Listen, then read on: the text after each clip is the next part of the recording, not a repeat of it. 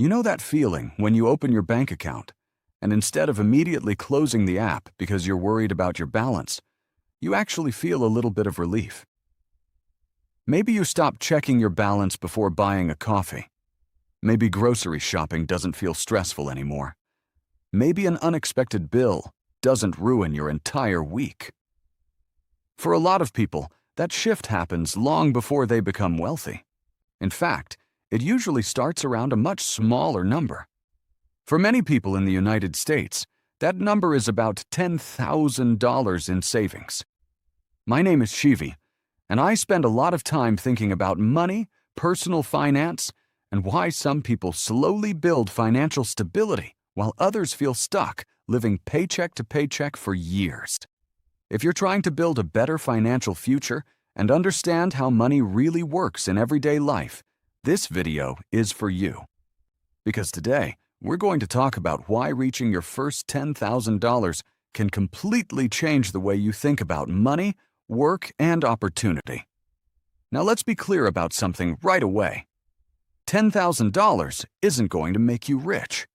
In most American cities, it wouldn't even cover a few months of rent. But something important happens when you reach that number. Before you have savings, life feels fragile financially. One car repair can wipe out your entire paycheck. A medical bill can put you into credit card debt. A broken laptop or phone becomes a real problem instead of just an inconvenience. Many Americans know this feeling very well. In fact, according to several financial studies, a large percentage of Americans struggle to cover even a $1,000 emergency without borrowing money. That's not because people are lazy or irresponsible. Often, it's because living costs are high, wages can feel tight, and life simply gets expensive. But once you build a small financial cushion, something important begins to change. Imagine this situation. Your car needs a $900 repair. If you're living paycheck to paycheck, that situation can cause serious stress. You might have to use a credit card, borrow money, or delay other bills. But if you have $10,000 saved, that same repair becomes manageable. It's annoying, but it's not a crisis. This shift might sound small, but psychologically it's huge. When people have no financial cushion, their brain stays in what researchers often call scarcity mode. Your mind becomes focused on short-term survival. You think about this week's bills, next week's paycheck, and whether something might go wrong. But when you build a financial buffer, your mind starts thinking differently. Instead of asking, "How do I survive the next few weeks?" you start asking, "How can I improve my situation over the next few years?" That's when people start thinking about things like investing, career growth, side income, or long-term planning. And that's why $10,000 can be such an important milestone. It's not because of the money itself. It's because of the breathing room it creates. Now let's talk about the financial side for a moment. Imagine someone who saves $500 every month.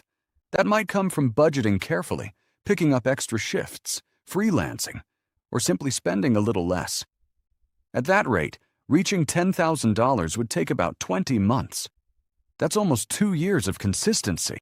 It's not easy, but it's realistic for many people.